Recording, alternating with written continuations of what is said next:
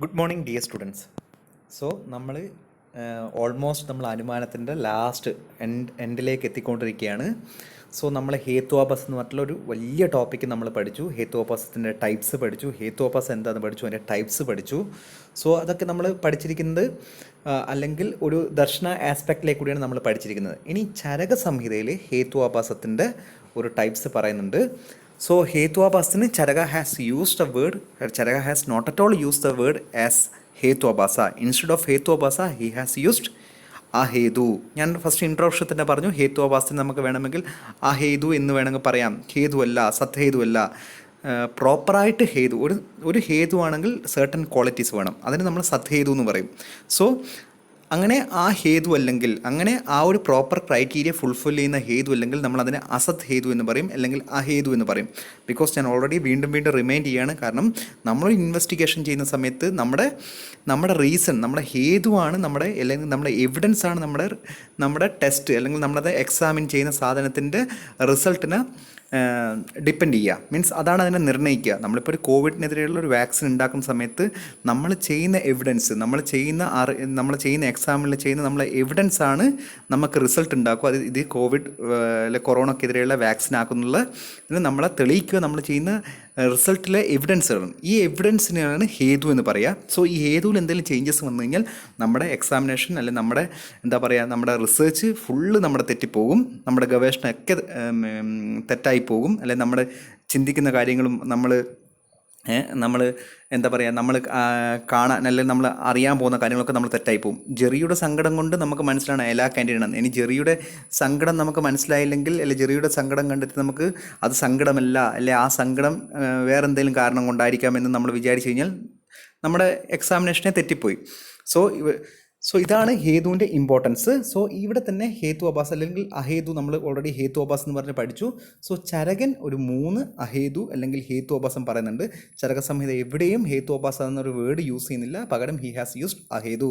വിമാനസ്ഥാനം 8 chapter രോഗഭിഷക്തി ഈ അധ്യായത്തിൽ തർക്കങ്ങൾ പറയുന്ന സമയത്ത് അല്ലെങ്കിൽ വാദങ്ങൾ പറയുന്ന സമയത്ത് ആണ് ആചാര്യനി ഇതൊക്കെ പറയുന്നത്. അത് നിങ്ങളൊക്കെ സെക്കൻഡ് ഇയറിൽ പഠിക്കും, എന്താണ് വാദങ്ങൾ എന്നൊക്കെയുള്ള കാര്യങ്ങൾ. ഞാൻ ഓൾറെഡി കാര്യകാരണ സിദ്ധാന്തം പറയുമ്പം അവിടെ വാദം എന്ന് പറഞ്ഞൊരു വേർഡ് യൂസ് ചെയ്തു, അപ്പോഴും പറഞ്ഞായിരുന്നു. സോ ഇവിടെ നമുക്ക് എന്തൊക്കെ ചരക സംഹിത പറഞ്ഞ 3 അഹേതുക്കളുണ്ട് അല്ലെ ഹേത്വാഭാസങ്ങളുണ്ട്. എന്താണ് നമുക്ക് നോക്കാം. അത് ഫസ്റ്റ് വൺ പ്രകരണ സഭ. ചരക ഹാസ് മെൻഷൻ 3 അഹേതുസ് ഓർ ഹേത്വാഭാസ, ദാറ്റ് ഈസ് പ്രകരണ സമ. ദെൻ സെക്കൻഡ് വൺ ഇസ് സംശയ സമ ആൻഡ് തേർഡ് വൺ ഇസ് വർണ്ണ്യ സമ. വാട്ട് ഈസ് പ്രകരണ സഭ? നമുക്ക് ആദ്യം പ്രകരണ സഭ എന്ന് പഠിക്കാം. ഇത് കുറച്ചൊരു കോംപ്ലിക്കേഷൻ പോലെ തോന്നും. അതാണ് പഴയ ആചാര്യന്മാർ അത്രത്തോളം യൂസ് ചെയ്ത്, അത്രത്തോളം അവർ ഡിറൈവ് ചെയ്തു, അത്രത്തോളം അവർ എക്സാമിൻ ചെയ്തു, അത്രത്തോളം അവർ നോക്കിയതിന് ശേഷമാണ് ഒരു കൺക്ലൂഷൻ എത്തുക. സോ അപ്പോൾ ഇന്നത്തെ കാലത്ത് നമുക്ക് നോക്കുന്ന സമയത്ത്, ചിന്തിക്കുന്ന സമയത്ത് നമുക്ക് തോന്നും അല്ലെങ്കിൽ നമുക്ക് ഈസിയായിട്ട് ഗ്രാസ്പ് ചെയ്യാൻ പറ്റത്തില്ല. പക്ഷേ നമ്മൾ സൂക്ഷിച്ച് നമ്മൾ മനസ്സിലാക്കി കഴിഞ്ഞാൽ അതിൽ മാറ്റർ ഉണ്ടെന്നും അതിൽ കണ്ടന്റ് ഉണ്ടെന്നും നമുക്ക് മനസ്സിലാവും. സോ എന്താണ് പ്രകരണ സഭ? പ്രകരണ മീൻസ് സാമ്പിൾ. പ്രകരണ സമ മീൻസ് ഐഡൻറ്റിക്കൽ വിത്ത് പക്ഷ. പ്രകരണ മീൻസ് പക്ഷ, സാമ്പിളിനെയാണ് പ്രകരണം എന്ന് പറയുക. സോ നമുക്കൊരു സാധനത്തെ നമുക്ക് അനുമാനം എന്ന് പറയുന്ന സാധനം അല്ലെങ്കിൽ നമുക്ക് അനുമാനിക്കണമെങ്കിൽ 3 സാധനം വേണം. ഒന്ന് ഹേതു വേണം, പക്ഷം വേണം, പിന്നെ സാധ്യം വേണം. ഒരു പക്ഷം വേണം, അതായത് ഫോർ എക്സാമ്പിൾ പക്ഷം ജെറി വേണം, ഹേതു സങ്കടം, ജെറിയുടെ സങ്കടം വേണം, സാധ്യം എന്താണ് ഇലാ ക്യാൻറ്റീൻ ക്ലോസ്ഡ്. ഈ 3 സാധനങ്ങളാണ് നമ്മൾ കണക്ട് ചെയ്യുക. പക്ഷ, ഹേതു ആൻഡ് സാധ്യ. ഇത് തമ്മിലുള്ള കണക്ഷനെയാണ് നമ്മൾ അനുമാനം എന്ന് പറയുക. ഇങ്ങനെയുള്ള 3 സാധനത്തെ നമ്മൾ നന്നായി നോക്കിയതിന് ശേഷമാണ് നമ്മൾ ഫൈനലായിട്ടൊരു കൺക്ലൂഷനിലെത്തുക. സോ ഇതിനെയാണ് നമ്മൾ അനുമാനം അല്ലെങ്കിൽ അനുമതി എന്നോ അല്ലെങ്കിൽ നമുക്ക് പരാമർശം എന്നോ എന്ത് വേണമെങ്കിലും നമുക്കിതിനെ പറയാം. സോ ഇവിടെ പ്രകരണ സമ എന്ന് പറയുമ്പോൾ സമയത്ത് ഹേതുവും പക്ഷവും സെയിം ആവുക. ഹേതുവും പക്ഷവും സെയിം ആവുക. സോ അത് നമുക്കൊരു എക്സാമ്പിൾ പറഞ്ഞു കഴിഞ്ഞാൽ മനസ്സിലാവും. ഇപ്പം നമ്മളിപ്പോൾ എയ്ഡ്സിൻ്റെ കാര്യം എടുക്കുന്നു. എയ്ഡ്സ് ഇൻക്യൂറബിളാണ്. ഇൻക്യൂറബിളാണ് സാധ്യം എന്ന് വിചാരിക്കൂ. എയ്ഡ്സ് ആണ് ഹേതു. പക്ഷം എന്താണ്? ഒരു പേഷ്യൻ്റ്. അല്ലെങ്കിൽ ഇവിടെ പേഷ്യൻ്റ് എന്ന് പറയണ്ടേ, എയ്ഡ്സ് തന്നെ പറയാം. എയ്ഡ്സ് തന്നെ ഇവിടെ പക്ഷവും ഹേതു എയ്ഡ്സ് തന്നെയാണ് ശരിക്കും പറഞ്ഞു കഴിഞ്ഞാൽ. സോ ഹേതു എന്താണ്? എയ്ഡ്സ് എന്ന് പറയുന്ന രോഗം. പക്ഷം എന്താണ്? സാമ്പിൾ എന്താണ്? എയ്ഡ്സ് രോഗി. അപ്പോൾ എയ്ഡ്സും എയ്ഡ്സ് രോഗിയും രണ്ടും സെയിം തന്നെയാണ്. സോ ഇവിടെ സാമ്പിളും ഹേതുവും സെയിം ആവുക, പക്ഷവും ഹേതുവും സെയിം ആവുക. ഇതിനെയാണ് ഇങ്ങനെ നമുക്ക് ഇങ്ങനെയുള്ള ഇത് ശരിക്കും ഇത് ഹേതുവിലുണ്ടെന്നൊരു ചേഞ്ചസ് ആണ്. ശരിക്കും ഇങ്ങനെ വന്നു കഴിഞ്ഞ് കഴിഞ്ഞാൽ നമുക്കത് അത് ഹേതു ആഭാസമാണ്, അത് അഹേതുവാണ്. എന്ന് നമുക്ക് പറയാൻ പറ്റും. സോ അല്ലെങ്കിൽ നമുക്കൊരു ഡൗട്ട് വരും ഇങ്ങനെ ചിന്തിക്കുന്ന സമയത്ത്. സോ ഇങ്ങനത്തെ ഒരു സാധനത്തിനാണ് പ്രകരണ സമം എന്ന് പറയാം. ക്ലാസിക്കലി തന്ന എക്സാമ്പിൾ ഇത് അസാധാരണ ഹേതു നമ്മൾ ഓൾറെഡി പഠിച്ചില്ല, അതിൻ്റെ തന്നെയാണ് അത് സിമിലർ ടു അസാധാരണ ഹേതുവാണ് പ്രകരണ സമം ചരകം പറഞ്ഞിരിക്കുന്നത്. ക്ലാസിക്കലി പറഞ്ഞിരിക്കുന്ന എക്സാമ്പിൾ വെച്ചാൽ കുറച്ചും കൂടി കോംപ്ലിക്കേറ്റഡ് ആണ്. ആത്മാവ് നിത്യമാകുന്നു. എന്തുകൊണ്ടാണെന്ന് വെച്ചാൽ അത് ബോഡിയിൽ നിന്ന് it is different from body. അത് ശരീരത്തിൽ നിന്ന് മാറി നിൽക്കുന്നതുകൊണ്ട് അല്ലെ ശരീരത്തിൽ നിന്ന് വ്യത്യസ്തമായി നിൽക്കുന്നതുകൊണ്ട് അത് നിത്യമാകുന്നു. അതിനർത്ഥം എന്താണ്? ആത്മാവ് നിത്യമാകുന്നു കാരണം ശരീരത്തിൽ നിന്ന് മാറി നിൽക്കുന്നതുകൊണ്ട്. അപ്പോൾ ശരീരം എന്താണ്? അനിത്യമാണ്. ആചാര്യൻ സിമ്പിളായി പറഞ്ഞാണ് ആത്മാ is Nithya because it is different from body എന്ന് പറയുമ്പോൾ ആത്മാവ് നിത്യമാണെന്ന് നമുക്ക് മനസ്സിലായി. It is different from the body എന്ന് പറയുമ്പോൾ നമ്മൾ എന്താ മനസ്സിലാക്കേണ്ടത്? മീൻസ് ശരീരം അനിത്യമാണെന്നാണ് നമുക്ക് മനസ്സിലാകേണ്ടത്. സോ ശരീരം അനിത്യമായതുകൊണ്ടാണ് ആത്മാവ് നിത്യമാകുന്നതെന്ന് നമുക്ക് പറയാം. ഇങ്ങനെയൊക്കെ നമുക്ക് പറയാം. ശരീരം അനിത്യമാകുന്നതുകൊണ്ട് ആത്മാവ് നിത്യമാകുന്നു. തിരിച്ചും പറയാം, ആത്മാവ് നിത്യമാകുന്നതുകൊണ്ട് ശരീരം അനിത്യമാകുന്നു എന്നും പറയാം. സോ ഇവിടെ എന്താണെന്ന് വെച്ച് കഴിഞ്ഞാൽ നമുക്ക് ഞാൻ ഓൾറെഡി പറഞ്ഞ ഒരു അനുമാനം മനസ്സിലാണെങ്കിൽ ഹേതു വേണം, സാധ്യം വേണം, പക്ഷം വേണം. ഇവിടെ പക്ഷം എന്താണ്? അല്ലേ, സാധ്യം പറയാം. സാധ്യം എന്ന് വെച്ചാൽ ആത്മാവ് നിത്യമാകുന്നു എന്ന് പറയാൻ സാധ്യം. പക്ഷം എന്താണ്? ശരീരത്തിൽ നിന്ന് മാറി നിൽക്കുന്നുണ്ട്. ആത്മാവ് ശരീരത്തിൽ ഉണ്ടാവുക, അപ്പോൾ ശരീരത്തിൽ നിന്ന് വ്യത്യസ്തമായി നിൽക്കുന്നതുകൊണ്ടാണ് ആത്മാവ് നിത്യമാകുന്നത്. അപ്പോൾ പക്ഷം ശരീരം. ഹേതു എന്താണ്? ശരീരത്തിൽ നിന്ന് മാറി നിൽക്കുന്നുണ്ട്, അല്ല ശരീരം തന്നെ. സോ ഇവിടെ പക്ഷവും ഹേതുവും സെയിമായി വരുന്നു. ശരീരത്തിൽ നിന്ന് മാറി നിൽക്കുന്നു എന്ന് പറഞ്ഞു കഴിഞ്ഞാൽ ശരീരത്തിൽ നിന്ന് വേറൊരു സ്ഥലത്ത് പോയി നിൽക്കുന്നതല്ല, ശരീരത്തിൻ്റെ ക്വാളിറ്റിയിൽ നിന്ന് മാറി നിൽക്കുന്ന ക്വാളിറ്റി എന്നേ ഉദ്ദേശമുള്ളൂ. ആത്മാവ് ഒരിക്കലും നമ്മുടെ ശരീരത്തിൻ്റെ പോയി അല്ല അപ്പുറത്തെ സൈഡിൽ പോയിട്ട് ഇരിക്കുന്നില്ല. നിങ്ങളിപ്പോൾ ക്ലാസ്സിലിപ്പം ദൃശ്യം ഇങ്ങനെ ഇരിക്കുകയാണ്, സെക്കൻഡ് ബെഞ്ചിലിരിക്കുക. ദൃശ്യയുടെ ആത്മാവ് നേരെ പോയിട്ട് ആ ചുമരിലൊന്നുമല്ല നിൽക്കുന്നത്, ദൃശ്യെ തന്നെയാണ്. പക്ഷേ ദൃശ്യയുടെ ആത്മാവെന്ന് പറഞ്ഞാൽ ദൃശ്യം എന്ന് പറഞ്ഞാൽ ബോഡിയിൽ നിന്ന് വ്യത്യസ്തമാണ് ദൃശ്യയുടെ ആത്മാവ്. അത്രയേ ഉദ്ദേശമുള്ളൂ. മാറി നിൽക്കുന്നു എന്ന് പറഞ്ഞുകൊണ്ട് നിങ്ങൾ ഒരിക്കലും വിചാരിക്കുന്നത് വേറെ സ്ഥലത്ത് പോയി നിൽക്കുന്നു എന്ന് വിചാരിക്കരുത്. ശരീരത്തിൻ്റെ ക്വാളിറ്റി നിന്ന് വ്യത്യാസമാണ് ആത്മാവിൻ്റെ ക്വാളിറ്റി. സോ അങ്ങനെ ശരീരത്തിൻ്റെ ക്വാളിറ്റിയിൽ നിന്ന് വ്യത്യാസമായതുകൊണ്ടാണ് ആത്മാവ് നിത്യമാകുന്നത്, ശരീരം അനിത്യമാകുന്നത്. ഇവിടെ ആത്മാവ് നിത്യമാകുന്നു എന്ന് പറയുമ്പം അത് ആത്മാവ് നിൽക്കുന്ന റിസൈഡ് ചെയ്യുന്ന നമ്മുടെ ദൃശ്യം എന്ന് പറയുന്ന ശരീരത്തിൻ്റെ ഇപ്പോൾ ഫോർ എക്സാമ്പിൾ നമുക്ക് ദൃശ്യയെക്കുറിച്ച് പറയാം. ഇപ്പം ദൃശ്യയുടെ ആത്മാവ് നിത്യമാണെന്ന് ഞാനങ്ങ് പറയുന്നു. അപ്പം ദൃശ്യയുടെ ആത്മാവ് നിത്യമാണെന്ന് പറയുന്നു. അപ്പോൾ ആത്മാവാണ് നിത്യം.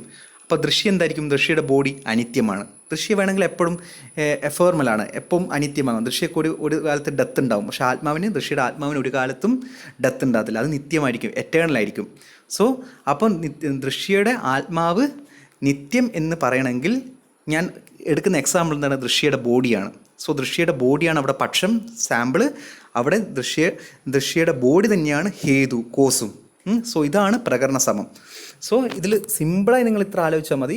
ഹേതുവും സാമ്പിളും, ഹേതുവും പക്ഷവും സെയിം ആയിരിക്കും പ്രകരണ സമത്തിൽ. ഈ ദൃശ്യയുടെ എക്സാമ്പിൾ വിചാരിച്ചാൽ മതി, അല്ല എയ്ഡ്സിൻ്റെ വിചാരിച്ചാൽ മതി. എയ്ഡ്സ് എന്ന് പറയുന്ന രോഗവും എയ്ഡ്സ് എന്ന് പറയുന്ന അല്ലെങ്കിൽ സാമ്പിളും അത് രണ്ടും കാരണമാണ് അത് എയ്ഡ്സ് എന്ന് പറയുന്ന അസുഖം അസാധ്യമാകുന്നത്, ഇൻക്യൂറബിളാണ് സാധ്യം. കോസ് എന്താണ്? എയ്ഡ്സ് ആണ്. പക്ഷം എന്താണ്? എയ്ഡ്സ് രോഗി അല്ലെങ്കിൽ എയ്ഡ്സ് എന്ന് തന്നെ പറയാം നമുക്ക്. സോ സംശയസമ. So reason identical to doubt. So ഇത് സിമ്പിളാണ്, വളരെ സിമ്പിളാണ്. പക്ഷേ കുറച്ച് എന്താ പറയുക, കുറച്ച് ചിന്തിക്കുന്ന സമയത്ത് നമുക്ക് ചിരി വരും ഇത് ആലോചിക്കുമ്പോഴേ. നമ്മൾ ഒരാളെടുത്തൊരു സംശയം ചോദിച്ചു, നമ്മളൊരു ഡൗട്ട് ചോദിക്കുകയാണ്. ഇവിടെ എക്സാമ്പിൾ തന്നിരിക്കുന്നത്, ഒരാൾ ചോദിക്കുകയാണ്, നമുക്ക് ലൈഫ് ഉണ്ടാകുമോ? ഒരു ലൈഫ് പോസിബിളോ? ജീവൻ ഉണ്ടാകുമോ? ഒരു അന്തരീക്ഷമില്ലാത്ത സ്ഥലത്ത് ജീവൻ ഉണ്ടാകുമോ എന്ന് ഒരാൾ ഡൗട്ട് ചോദിക്കുകയാണ്. അപ്പോൾ അടുത്ത ആൾ പറയാം ഉണ്ടാകും, കാരണം അവിടെ അന്തരീക്ഷമില്ലല്ലോ. സോ ഒരാൾ ഡൗട്ട് ചോദിക്കുകയാണ്, അന്തരീക്ഷം അല്ലെങ്കിൽ ഓക്സിജൻ ഇല്ലാത്തൊരു സ്ഥലത്ത് ജീവൻ സാധ്യമാണെന്ന് ഒരാൾ ചോദിക്കുകയാണ്. ഇപ്പം നമ്മൾ ക്ലാസ്സിൽ ഞാൻ നിങ്ങളടുത്ത് ചോദിക്കുകയാണ്, വിൻസ പറയൂ, ഓക്സിജൻ ഇല്ലാത്ത സ്ഥലത്ത് ജീവിക്കാൻ സാധ്യമാണെന്ന് ചോദിക്കുമ്പോൾ വിൻസൻ ഓപ്പണായി പറഞ്ഞു യെസ് സർ, അവിടെ ഓക്സിജൻ ഇല്ലല്ലോ. അപ്പം ഞാൻ ചോദിച്ച ഡൗട്ട് തന്നെ ആണ് ആൻസറും, വിൻസറിൻ്റെ ആൻസറും ഒരു ഡൗട്ട്ഫുള്ളാണ്. സോ ഇതിനെയാണ് സംശയസം എന്ന് പറയാം. ഇതിലൂടെ നല്ല ബെസ്റ്റ് എക്സാമ്പിൾ എന്ന് വെച്ച് കഴിഞ്ഞാൽ, നമ്മുടെ കാക്കക്കുയിൽ എന്ന് പറഞ്ഞ ഫിലിമിൽ ജഗദീഷും കൊച്ചിൻ ഹനീഫയും തമ്മിലുള്ള നല്ലൊരു സീക്വൻസുകളുണ്ട്. ഒരു ജയിലിൽ നിന്നുള്ളൊരു സീന്. ജഗദീഷ് വന്ന് കൊച്ചിൻ ഹനീഫിനെ കാണും. അപ്പോൾ കൊച്ചിൻ ഹനീഫ ചോദിക്കും, നീ ആ താക്കോല് എടുത്ത് വച്ചോ, മാറ്റുന്നത് ആരും കണ്ടില്ലല്ലോ എന്ന് ചോദിക്കും, ഒരു ഡൗട്ട് ചോദിക്കും. അപ്പം ജഗദീഷ് പറയും ഞാനത് മാറ്റി വെച്ചിനല്ലോ, മാറ്റി വെച്ച് കഴിഞ്ഞാൽ പിന്നെ അതൊന്നും കാണില്ലല്ലോ. മീൻസ് കൊച്ചിനെ ഇപ്പോൾ ഒരു ഡൗട്ട് ചോദിക്കുകയാണ് അങ്ങോട്ട്. അപ്പോൾ ജഗദീഷ് വീണ്ടും തിരിച്ചിങ്ങോട്ട് അതേ സാധനം തന്നെ ചോദിച്ച സാധനം തന്നെ ഡൗട്ട് പറയാണ്. താക്കോൽ ഞാൻ മാറ്റി വെച്ചല്ലോ, പിന്നെ എങ്ങനെയാണ് കാണുവാന്ന്. അപ്പം പറയും നീ താക്കോൽ മാറ്റി വെക്കുന്നത് കണ്ടില്ലല്ലോ, ഞാൻ മാറ്റി വെച്ച് കഴിഞ്ഞാൽ അതെങ്ങനെയാണ് കാണുവാന്നുള്ളതാണ് ജഗദീഷ് തിരിച്ചു ചോദിക്കുന്നത്. ഇതാണ് സംശയസമം. സോ ഇത് ശരിക്കും എന്താ പറയുക, കോൺട്രഡിക്റ്റഡ് ആണ്. ചോദിച്ച സാധനം തന്നെ, ഡൗട്ട് ചോദിച്ച സാധനം തന്നെ അത് ആൻസർ പറയാം. ദെൻ വർണ്ണ്യസമ, reason identical to illustrated sample. അപ്പോൾ ഇതിൽ വളരെ സിമ്പിളാണ്. ഇത് കുറച്ചുകൂടി സിമ്പിളാണ്. ഹിയർ സാധ്യ is doubtful in sample as well as in sure positive sample. ഇത് എക്സാമ്പിൾ എന്ന് പറഞ്ഞു കഴിഞ്ഞാൽ കുറച്ചുകൂടി എളുപ്പമാവും. ഒരാൾ പറയാണ് there is a life in Saturn because the presence of oxygen like in Neptune. എന്ന് വെച്ചാൽ there is a life in Shani എന്ന് പറയുന്ന ഗ്രഹത്തിൽ അല്ലെ സാറ്റേണിൽ ദർ ഈസ് എ ലൈഫ്, അവിടെ ലൈഫ് ഉണ്ട്. എന്തുകൊണ്ടെന്ന് വെച്ചാൽ because the presence of oxygen, because ആ സാറ്റേണിൽ നെപ്റ്റ്യൂണുള്ള പോലത്തെ ഓക്സിജൻ അവിടെ ഉണ്ട് എന്ന്. നമുക്ക് നെപ്റ്റ്യൂണിൽ ഓക്സിജൻ ഉണ്ടോ എന്ന് കൂടി നമുക്ക് അറിയത്തില്ല. അല്ലാതെ തന്നെ നമ്മൾ പറയാണ് നെപ്റ്റ്യൂണിൽ ഓക്സിജൻ ഉള്ള പോലെ, നെപ്റ്റ്യൂണിൽ കാണുന്ന ഓക്സിജൻ പോലെ സാറ്റേണിൽ ഉള്ളതുകൊണ്ട് സാറ്റേണിൽ ലൈഫ് പോസിബിൾ ആണെന്ന്. So here Saturn is the sample, the Neptune is sure positive sample. ശരിക്കും ഇത് സംഭവം എന്ന് വെച്ച് കഴിഞ്ഞാൽ ശരിക്കും ഇല്ലാത്തതാണ് സംഭവം. ശരിക്കും നമുക്ക് ഇപ്പോൾ ആലോചിച്ച് ഇപ്പോൾ ആലോചിച്ച് കഴിഞ്ഞാൽ ഒരിക്കൽ ശനിയിലോ അല്ലെങ്കിൽ നെപ്റ്റ്യൂണിലോ സാറ്റേണിലോ ഒന്നും ജീവനില്ല. പക്ഷെ ഇങ്ങനെ നമ്മളൊരു എക്സാമ്പിൾ വെച്ച് പറയാണ്. സോ ബട്ട് സാധ്യ is doubtful of both of them. അവിടെ സാധ്യം ഡൗട്ട്ഫുൾ ആണ് രണ്ട് സ്ഥലത്തും. സോ ഇതിനെയാണ് നമ്മൾ വർണ്ണ്യസമ എന്ന് പറയാം. ദാറ്റ് ഈസ് സാധ്യ is doubtful in sample as well as sure positive sample എന്ന് നമുക്ക് പറയാം. അപ്പം എക്സാമ്പിൾ പറയുകയാണ്, ക്ലാസ്സിലൊരു എക്സാമ്പിൾ നമ്മളിപ്പം പറയുകയാണെങ്കിൽ ജെറി അടിപൊളി കുട്ടിയാണ്, ആരെപ്പോലെ, റസലിനെ പോലെ. ജെറി തങ്കപ്പെട്ട മനുഷ്യനാണ്, ഒരു ദുശ്ശീലമില്ല, റസലിനെ പോലെ. അപ്പം നമുക്ക് ആ ജെറിയിലെ കുറച്ച് ഡൗട്ട് ഉണ്ട്. ജെറി നല്ലവനാണോ, ജെറീൻ്റെ അടുത്ത് വല്ല ദുശ്ശീലങ്ങളുണ്ടോ എന്ന് നമുക്ക് ഡൗട്ട് ഉണ്ട്. അപ്പോഴാണ് നമ്മൾ പറയുന്നത് റസലിനെ പോലെ. അപ്പോൾ ഉറപ്പായി രണ്ടും ഡൗട്ട് വന്നു നമുക്ക്. ഇതിനെയാണ് നമ്മൾ വർണ്ണ്യസമ എന്ന് പറയാം. സോ നെക്സ്റ്റ് വൺ ഇസ് തർക്ക. ഇതൊരു ഹേത്വാപസ്ഥ നിന്ന് മാറി നമ്മൾ ഇത്രയും അനുമാനത്തിൽ നിന്ന് മാറി, അനുമാനത്തിൻ്റെ തന്നെ കണ്ടിന്യൂഷനാണ്, പക്ഷേ ഒരു ഡിഫറെൻ്റ് ആയിട്ടൊരു ന്യൂ ടോപ്പിക്കാണ് തർക്കം. സിമ്പിളായിട്ട് നിങ്ങൾക്ക് 5 മാർക്കിനോ 3 മാർക്കിനോ ചോദിക്കുന്ന ഒരു ക്വസ്റ്റ്യനാണ് തർക്കം. നിങ്ങൾ ഒരുപാട് കേട്ട് കാണും. വാട്ട് ഈസ് തർക്ക, തർക്ക സംഗ്രഹം നിങ്ങൾ കേട്ടിട്ടുണ്ട് ഒരുപാട് തവണ. ഞാൻ തന്നെ നിങ്ങൾക്ക് റെഫറൻസ് ആയി തർക്ക സംഗ്രഹം നിങ്ങൾ പഠിച്ചിട്ടുണ്ട്. തർക്ക സംഗ്രഹം, തർക്കശാസ്ത്രം എന്ന് കേട്ടിട്ടുണ്ട്, തർക്ക വിദ്യ എന്ന് കേട്ടിട്ടുണ്ട്. തർക്ക is nothing but logical reason. നമ്മൾ മലയാളത്തിൽ തർക്കം എന്ന് പറഞ്ഞാൽ എന്താണ്?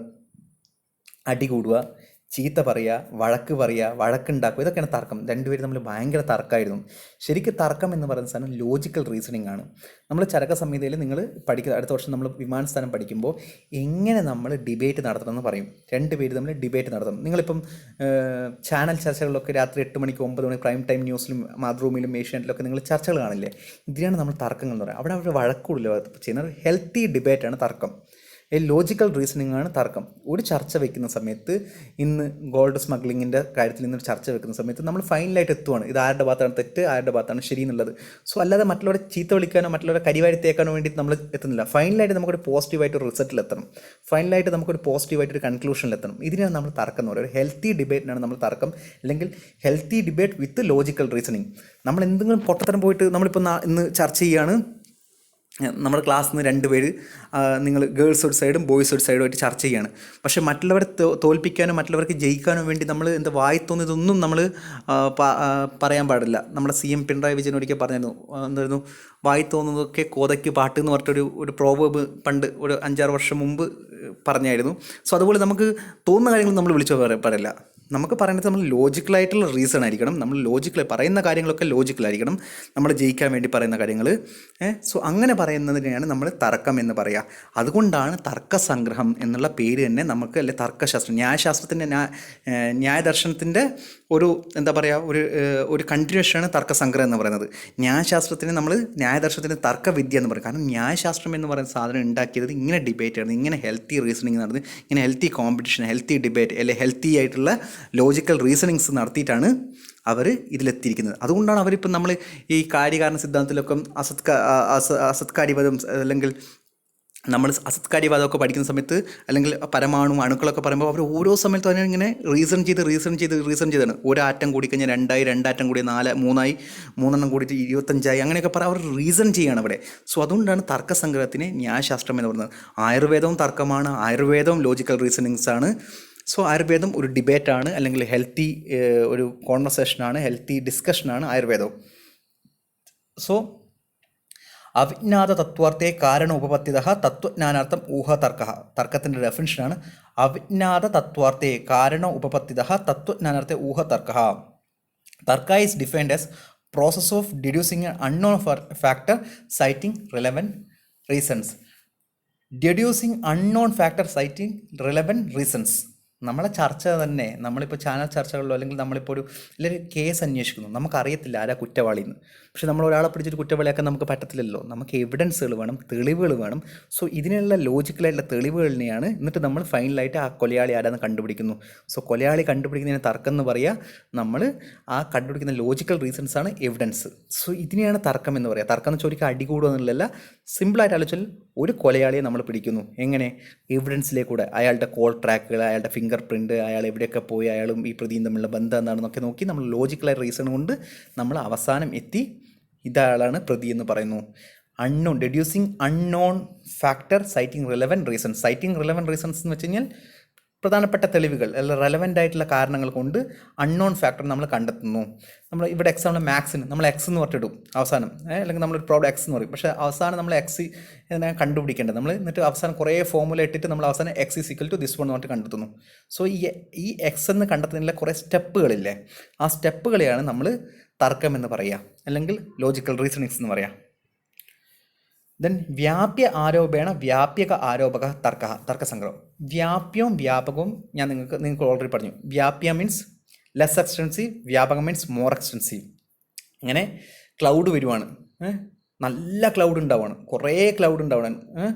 അല്ലെങ്കിൽ പോട്ടെ, അതൊരു എക്സാമ്പിൾ. അല്ലെങ്കിൽ നമുക്ക് വുഹാൻ എടുക്കാം, കോവിഡിൻ്റെ ഇവിടെ എടുക്കാം.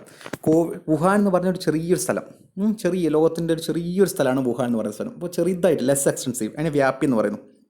അവിടുന്ന് കോവിഡ് ഉണ്ടായി. ലോകത്തിൽ 215 കൺട്രികളിലോളം ഈ കോവിഡ് വരുന്നു.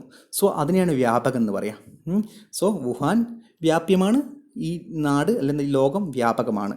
സോ ഈ വ്യാപ്യ ആരോപേണ വ്യാപകാരോപക തർക്ക. സോ ഇങ്ങനെ വ്യാപ്യവും വ്യാപകവും തമ്മിലുള്ള ഒരു റിലേഷൻ ഉണ്ട് നമ്മൾ പഠിക്കുന്ന സമയത്ത്, അല്ലെങ്കിൽ അനുമാനത്തെ പഠിക്കുന്ന സമയത്ത്. ഈ വ്യാപ്യവും വ്യാപകവും തമ്മിലുള്ള റിലേഷനിലേക്കൂടെ നമ്മൾ മനസ്സിലാക്കുന്നതിന് നമ്മൾ തർക്കം എന്ന് പറയും. ഈ വ്യാപ്യവും വ്യാപകവും തമ്മിലുള്ള റീസൺസിലേക്കൂടെ നമുക്ക് തർക്കം മനസ്സിലാക്കാൻ പറ്റും. സോ ഇതിന് കുറച്ചും കൂടി ഡീറ്റെയിൽ ആയിട്ട് പറയാനുണ്ട്. പക്ഷേ നിങ്ങൾക്ക് ഇത്ര ടൈം ബീങ് നിങ്ങൾക്ക് ഇത്ര മതി. കുറച്ചും കൂടി പറഞ്ഞു കഴിഞ്ഞാൽ നിങ്ങൾക്ക് ഇത് ഡൗട്ട് അടിക്കും. വ്യാപ്യവും വ്യാപകവും തമ്മിൽ എങ്ങനെയാണ് തർക്കത്തിൽ വരുന്നത് എന്നുള്ളത് പറഞ്ഞു കഴിഞ്ഞാൽ കുറച്ചുകൂടി നിങ്ങൾക്ക് ഡൗട്ടാവും. സോ ഇപ്പോൾ ഇത്ര കാര്യങ്ങളൊന്നും മനസ്സിലായി. ഈ വ്യാപ്യവും വ്യാപകവും തമ്മിലുള്ള ലെസ് എക്സ്റ്റൻഷനും മോർ എക്സ്റ്റൻഷനും തമ്മിലൊരു റിലേഷൻ അല്ലെങ്കിൽ മനസ്സിലാക്കുന്ന, അല്ലെങ്കിൽ ത്രൂ വിച്ച് ത്രൂ ദ വ്യാപ്യ ആൻഡ് വ്യാപക we are understanding, we are citing the relevant logics and we are reaching a conclusion is known as തർക്ക എന്നും നമുക്ക് പറയാം. സോ ഇവിടെ XY എന്ന് പറഞ്ഞൊരു ഇതുണ്ട്. നമ്മളിപ്പോൾ റിസർച്ച് ചെയ്യുന്ന സമയത്ത് നമുക്കൊക്കെ PGയിൽ റിസർച്ച് ചെയ്യണം. എല്ലാവരും PG ചെയ്യുന്നത് ഒരു തീസിസ്, ഒരു റിസർച്ച് വർക്ക് ചെയ്യണം. അപ്പോൾ റിസർച്ച് വർക്ക് ചെയ്യുന്നതിന് മുമ്പ് ഞാൻ എൻ്റെ വർക്ക് ചെയ്തത് വാട്ടർ പ്യൂരിഫിക്കേഷനിലാണ് ചെയ്തത്. ഒരു ഡ്രഗ് എടുത്തിട്ട് ഇത് വാട്ടറിനെ പ്യൂരിഫൈ ചെയ്യാൻ നോക്കാൻ വേണ്ടിയിട്ടാണ് എൻ്റെ ലെജനൈൻഡർ ഓവേറ്റ എന്ന് പറഞ്ഞിട്ടുള്ള ഒരു ഡ്രഗ് ജലപ്രസാദനത്തിൽ എഫക്റ്റീവ് ആണോ എന്നാണ് ഞാൻ നോക്കിയത്. സോ ഞാൻ റിസർച്ച് ചെയ്യുന്നതിന് മുമ്പ്, അത് ഫസ്റ്റ് ഇയറിലാണ് നമ്മൾ റിസർച്ച് ചെയ്യാൻ തുടങ്ങുന്നത്. ഫസ്റ്റ് ഇയറിൽ നമ്മളിത് യൂണിവേഴ്സിറ്റിക്ക് അയക്കണം, ഞാൻ ഇന്നേതായിരുന്നു റിസർച്ച് ചെയ്യുന്നതെന്ന് പറഞ്ഞിട്ട്. സോ ഞാൻ ചെയ്ത എൻ്റെ ഡ്രഗിൻ്റെ പേര് ലെജനൈൻഡർ ഓവേറ്റയാണ്. സോ ഞാൻ പഠിക്കാൻ പോകുന്ന ലെജനൈൻഡർ വിൽ ബി എഫക്റ്റീവ് ഇൻ ജലപ്രസാദനം എന്നാണ് എൻ്റെ ടോപ്പിക്. സോ അപ്പോൾ ഞാൻ ഫസ്റ്റ് വെക്കേണ്ടതാണ് ലെജനൈൻഡർ ഓവേറ്റ ജലപ്രസാദനം അല്ലെങ്കിൽ വാട്ടർ പ്യൂരിഫിക്കേഷന് ബെസ്റ്റ് ആണെന്ന് ഞാൻ ആദ്യം ഒരു ഹൈപ്പോത്തിസിസ് വെക്കും. ഫസ്റ്റത്തെ ഹൈപ്പോത്തിസിസ്, 2-3 ഹൈപ്പോത്തിസിസ് വെക്കും. അത് നിങ്ങൾ റിസർച്ചിൽ പഠിക്കില്ല, ഫൈനൽ ഇയറിൽ നിങ്ങൾ പഠിക്കും. നമ്മൾ റിസർച്ച് ചെയ്യുമ്പോൾ ആദ്യം പറയും ദർ ഇസ് നോ എഫക്റ്റ്, എൻ്റെ ഡ്രഗിന് ജലപ്രസാദനത്തിൽ ഒരു എഫക്റ്റും ഇല്ല എന്ന് പറഞ്ഞിട്ട് നമ്മൾ ഹൈപ്പോത്തിസിസ് വെക്കും. രണ്ടാമത്തെ ഹൈപ്പോത്തിസിസ് വെക്കും എൻ്റെ ഡ്രഗിന് ജലപ്രസാദനത്തിൽ എഫക്റ്റ് ഉണ്ടായിരുന്നു എന്ന് പറഞ്ഞിട്ട് വെക്കും. ഇതിനെ നമ്മൾ ഹൈപ്പോത്തിസിസ് എന്ന് വെക്കുക. സോ ഇങ്ങനെ പറയുന്ന സമയത്ത് ഞാൻ എൻ്റെ ഡ്രഗ് ലെജനൈൻഡർ ഓവേറ്റ എന്ന് പറഞ്ഞ ഡ്രഗ് ആണ് വെള്ളം ശുദ്ധീകരിക്കാൻ നല്ലതെന്ന് പറഞ്ഞിട്ട് ഞാൻ പറയാണ്. My drug is good for water purification. ഇത് ഞാൻ തെളിയിച്ചിട്ടില്ല, ഞാൻ തെളിയിക്കാൻ പോകുന്നു. അതിന് മുമ്പ് ഞാൻ വെക്കുന്നതാണ് ഇങ്ങനെ സിനോപ്സിസ്. നമ്മൾ ഹൈപ്പോത്തിസിസ് എന്ന് വെച്ചാൽ നമുക്ക് അറിയത്തില്ല എന്നാൽ നമ്മൾ വെക്കുകയാണ്, ഒരു അസംഷനായിട്ട് നമ്മൾ വെക്കുകയാണ്. സോ അതിന് പകരം ഞാൻ എന്താക്കി വേറൊരു ഡ്രഗ് എടുത്തിട്ട്, എൻ്റെ ഡ്രഗ് ലെജനൈൻഡർ ഓവേറ്റയാണ്, വേറൊരു ഡ്രഗ് എടുത്തിട്ട് നമുക്ക് ഈ ആമ്പൽ എന്ന് പറഞ്ഞ സാധനം, ആമ്പലോ അല്ലെങ്കിൽ താമര നല്ലതാണ് ഈ വാട്ടർ പ്യൂരിഫൈ ചെയ്യാൻ. താമര നമുക്കറിയാൻ പറ്റും, താമര വാട്ടർ പ്യൂരിഫൈ ചെയ്യുന്നു. ഞാനിത് നാളെ പറയുകയാണ്, എൻ്റെ റിസർച്ച് വർക്കൊക്കെ ചെയ്തിട്ട് പറയുകയാണ്, 2 വർഷം കഴിഞ്ഞിട്ട് പറയുകയാണ് താമര വാട്ടറിനെ പ്യൂരിഫിക്കേഷൻ ചെയ്യും, അതുകൊണ്ട് എൻ്റെ ഡ്രഗും വാട്ടറിനെ പ്യൂരിഫൈ ചെയ്യുന്നു. അങ്ങനെ അപ്പോൾ അതിൻ്റെ അർത്ഥം തെറ്റാണ്. കാരണം എൻ്റെ ഡ്രഗ് കൊണ്ട് ഞാൻ വാട്ടർ പ്യൂരിഫൈ ചെയ്യുന്ന ടെസ്റ്റ് ചെയ്തിട്ട് റിസൾട്ട് പോസിറ്റീവ് ആയാൽ മാത്രമേ എനിക്ക് പറയാൻ പറ്റും എൻ്റെ ഡ്രഗ് വാട്ടറിനെ പ്യൂരിഫൈ ചെയ്യുന്നു. അല്ലാതെ മറ്റേ ഡ്രഗ്, അത് താമര എന്ന് പറയുന്ന ഡ്രഗ്, അല്ല താമര അല്ലെങ്കിൽ കമല എന്ന് പറയുന്ന ആ ഡ്രഗ് വെള്ളത്തിനെ പ്യൂരിഫൈ ചെയ്യുന്നുണ്ട്, വാട്ടറിനെ പ്യൂരിഫൈ ചെയ്യുന്നുണ്ട്. ഒരിക്കലും എൻ്റെ ഡ്രഗ് ഒരിക്കലും വാട്ടറിനെ പ്യൂരിഫൈ ചെയ്യുന്ന നിർബന്ധമില്ല. സോ ഇതിനെയാണ് തർക്കം എന്ന് പറയുന്നത്. ഇതിനെ തർക്കം എന്ന് പറയുന്നത്, തർക്കസംഗ്രഹാലയം തർക്കം എന്ന് പറഞ്ഞൊരു വേർഡ് കൊണ്ട് യൂസ് ചെയ്തിരിക്കുന്നത് ഇൻവാലിഡ് നോളജ് എന്നാണ്. ലോജിക്കൽ റീസണിങ് ആണ് ന്യായദർശനക്കാരൻ പറയുന്നത്. തർക്കസംഗ്രഹകാരൻ പറയുന്നത് തർക്കം എന്നുള്ള വേർഡ് കൊണ്ട് യൂസ് ചെയ്തിരിക്കുന്നത് ഇൻവാലിഡ് റീസൺസ് എന്നാണ്. സോ ഇൻവാലിഡ് റീസൺസ് വെച്ചാൽ എൻ്റെ റിസർച്ചിൻ്റെ കാര്യം നിങ്ങൾ എടുത്ത് നോക്കൂ. എൻ്റെ റിസർച്ചിൽ ലെജനൈൻഡ്രോ ഒവേറ്റ എന്ന് പറയുന്ന ഡ്രഗ് വെള്ളത്തിനെ പ്യൂരിഫൈ ചെയ്യും എന്ന് ഞാൻ പറയുമ്പോൾ അതാണ് എനിക്ക് തെളിയിക്കാൻ പോകേണ്ടത്. 2 വർഷം കഴിഞ്ഞ് ഞാൻ തീസിസ് റിസർച്ച് ചെയ്ത് കഴിയുമ്പോൾ ഞാൻ പറയാണ് താമര വെള്ളത്തിന് ശുദ്ധീകരിക്കും, അതുകൊണ്ട് എൻ്റെ ഡ്രഗും ശുദ്ധീകരിക്കുന്നു. അത് റോങ് ആയിട്ടുള്ള കൺസെപ്റ്റാണ്. ഞാൻ എൻ്റെ ഡ്രഗ് ടെസ്റ്റ് ചെയ്ത് നോക്കണം അത് ശുദ്ധീകരിക്കുന്നുണ്ടോന്ന്, അല്ലാതെ താമര ടെസ്റ്റ് ചെയ്തുകൊണ്ട് ഒരിക്കലും അതിന് നമ്മൾ പറയാൻ പറ്റത്തില്ല. നിങ്ങളുടെ ക്ലാസ്സിൽ എക്സാമ്പിൾ പറഞ്ഞു കഴിഞ്ഞാൽ സിമ്പിളായിട്ട് പറയാം, ശ്രിബിനെ നന്നായി പഠിക്കും എന്ന് പറയുന്നു. അപ്പം പറയുന്നു വേറെ നമ്മുടെ വിൻസൻ ക്ലാസ്സിൽ അല്ല, വിൻസൻ തീരെ പഠിക്കത്തില്ല എന്ന് നമ്മൾ പറയുന്നു. ഇത് എക്സാമ്പിൾ മാത്രം തന്നെ. അതിനർത്ഥം എന്ന് വെച്ച് കഴിഞ്ഞാൽ അത് മീൻസ് ആ ഒരു ക്ലാസ്സിൻ്റെ ജഡ്ജ്മെൻറ്റ് നമുക്ക് ചെയ്യാൻ പറ്റില്ല. അത് ഇൻവാലിഡ് ആയിട്ടുള്ള നോളജാണ്. ഒരു ക്ലാസ്സിനെ കുറിച്ചിട്ട് ഞാൻ പറയുകയാണ് ഫസ്റ്റ് ഇയർ BMS അടിപൊളി കുട്ടികളാണ്, ബിക്കോസ് ശ്രിബിനെ നന്നായി പഠിക്കുന്നു എന്ന് ഞാൻ പറയുകയാണ്. അപ്പം ആ ക്ലാസ്സിൽ പഠിക്കാത്ത ഒരാളുണ്ടെങ്കിൽ വിൻസൻ പഠിക്കുന്നില്ല, ഒരു എക്സാമ്പിൾ മാത്രമാണ്. വിൻസൻ പഠിക്കുന്നില്ല ഉണ്ടെങ്കിൽ ആ ക്ലാസ്സിനെ കുറിച്ച് നമുക്ക് ടോട്ടലായിട്ട് പറയാൻ പറ്റില്ല, ടോട്ടാലിറ്റി ആയിട്ട് പറയാൻ പറ്റില്ല. അതൊരു ഇൻവാലിഡ് ആയിട്ടുള്ള റീസൺ ആണ്. സോ ഇതിനെയാണ് നമ്മൾ തർക്കം എന്ന് പറയാം. സോ ഇത് ഞാനൊരു എക്സാമ്പിൾ മാത്രമാണ് നിങ്ങൾക്ക് വേണ്ടിയിട്ട് പറയാൻ വേണ്ടി മനസ്സിലായത്. അല്ലെങ്കിൽ നമുക്കിങ്ങനെ പറയാം, ആ ക്ലാസ്സിൽ ഇപ്പം എന്താ പറയുക, ഡാൻസർ ആരെങ്കിലും ഉണ്ടോ എനിക്ക് അറിയത്തില്ല, ഉണ്ടാവും നിങ്ങളുടെ ക്ലാസ്സിൽ ഡാൻസർ ഉണ്ടെന്നാണ് തോന്നുന്നത്, പക്ഷേ എനിക്ക് പേരറിയത്തില്ല ആരെങ്കിലും ഡാൻസർ ഉണ്ടോയെന്നും. സോ അല്ലെങ്കിൽ എന്താ പറയുക, ആര്യ ഡാൻസറാണെന്ന് തോന്നുന്നു. സോ ആര്യ നന്നായി ഡാൻസ് ചെയ്യും, അതുകൊണ്ട് ആ ക്ലാസ്സിലെ മൊത്തം ആൾക്കാർ നല്ല ഡാൻസറാണെന്ന് പറയുന്നു ഞാൻ. അങ്ങനെ പറയാൻ പറ്റില്ല. ആര്യ മാത്രമേ ഡാൻസ് ചെയ്യുള്ളൂ, ബാക്കിയുള്ളവരൊന്നും ഡാൻസ് ചെയ്യണമെന്നില്ല. സോ അത് ഇൻവാലിഡ് ആയിട്ടുള്ള നോളജാണ്. സോ തർക്ക ഹെൽപ്സ്. ഇനി തർക്കം എന്താണ് ഞാൻ ഓൾറെഡി പറഞ്ഞു. തർക്ക ഹെൽപ്സ് ഇൻ പ്രമാണ ഇൻ അറ്റൈനിങ് ദ നോളജ്. തർക്കം എന്ന് പറഞ്ഞാൽ ഞാൻ ഓൾറെഡി ഇൻട്രൊഡക്ഷനിൽ പറഞ്ഞു. തർക്കം എന്ന് പറഞ്ഞു കഴിഞ്ഞാൽ 2 പേര് ഡിബേറ്റ് ചെയ്യുന്ന സമയത്ത് നമ്മൾ ഹെൽത്തി ആയിട്ടുള്ള ഡിബേറ്റിൽ നമ്മുടെ പോയിന്റ് നമുക്ക് പറയാൻ വേണ്ടി, അല്ലെങ്കിൽ മറ്റുള്ളവർ ചെയ്ത പോയിന്റ്, ഒരു ഡിബേറ്റ് എടുക്കുമ്പം 2 പേർക്ക് 2 പോയിന്റുകൾ ഉണ്ടാവും. ലവ് മാരേജ് ആണോ അല്ലെങ്കിൽ അറേഞ്ച്ഡ് മാരേജ് ആണോ നല്ലതെന്ന് നമ്മൾ കാലാകാലങ്ങളായിട്ട് ഡിബേറ്റ് ചെയ്യുന്ന ഒരു സാധനമാണ്. സോ നമ്മൾ ഒരു പകുതി ആൾക്കാർ, നിങ്ങളുടെ ക്ലാസ്സിലെ ബോയ്സ് പറയുകയാണ് ലവ് മാരേജ് ആണ് ബെസ്റ്റ് എന്ന് പറയുന്നത്, ഗേൾസ് പറയുന്നത് അറേഞ്ച്ഡ് മാരേജ് ആണ് ബെസ്റ്റ് എന്ന് പറയുന്നു. സോ ലവ് മാരേജിനെ സപ്പോർട്ട് ചെയ്യുന്ന ബോയ്സ് എപ്പോഴും അവർക്ക് വാലിഡ് ആയിട്ടുള്ള റീസൺസ് പറയണം. അവരുടെ തിയറി, അതായത് ലവ് മാരേജ് ആണ് ഏറ്റവും നല്ലതെന്ന് തെളിയിക്കാൻ വേണ്ടിയിട്ട് അവർ വാലിഡ് റീസൺസ് പറയണം, അല്ലാതെ എന്തെങ്കിലും വായി തോന്നുന്ന പറയാൻ പാടില്ല. സോ അങ്ങനെ പറഞ്ഞ് അങ്ങനെയുള്ള ഹെൽത്തി ഡിസ്കഷൻസിനെയാണ് നമ്മൾ തർക്കം എന്ന് ആയുർവേദത്തിൽ പറഞ്ഞിരിക്കുന്നത്. സോ അനുമാനം മനസ്സിലാക്കണം, തർക്കം ഇമ്പോർട്ടൻ്റ് ആണ്. നിങ്ങൾ ഓൾറെഡി നമ്മൾ യുക്തി പഠിക്കുമ്പോൾ നമ്മൾ അനുമാനസ്തു കലിതർക്കോ യുക്തി അപേക്ഷ നമ്മൾ പഠിച്ചു. അനുമാനസ്തു കലിതർക്കോ യുക്തി ആപേക്ഷ. അനുമാനം എങ്ങനെയാണ്, അല്ലെങ്കിൽ യുക്തി എന്താണ്? കലിതർക്കോ ലോജിക്കലായിട്ടുള്ള റീസണിനെ അസേർട്ടൻ ചെയ്യുക. ലോജിക്കലായിട്ടുള്ള റീസൺസിനെ നമ്മൾ മനസ്സിലായിട്ടാണ് നമ്മൾ തെളിയിക്കുന്നതിനാണ് യുക്തി എന്ന് പറയുക, അല്ലെങ്കിൽ അനുമാനം എന്ന് പറയുക. ലോജിക്കലായിട്ടുള്ള റീസൺസിനെ നമ്മൾ അസേർട്ടൻ ചെയ്തിട്ട് കണ്ടുപിടിക്കുന്നതിനാണ് യുക്തി അല്ലെങ്കിൽ അനുമാനം എന്ന് പറയുക. So this is regarding the today's class. If you have any doubt we can discuss further. So നേരത്തെ ഞാൻ പറഞ്ഞ എക്സാമ്പിൾസൊക്കെ എക്സാമ്പിൾസ് ആയിട്ട് മാത്രം കാണുക. ഒരിക്കലും പഠിത്തത്തിൻ്റെ ഒന്നും ഡിസ്ക്രിമിനേറ്റ് ചെയ്ത് പറഞ്ഞല്ല, ജസ്റ്റ് ഒരു എക്സാമ്പിൾ എന്ന രീതിയിൽ മാത്രമാണ് ഞാനത് പറഞ്ഞത്. Thank you.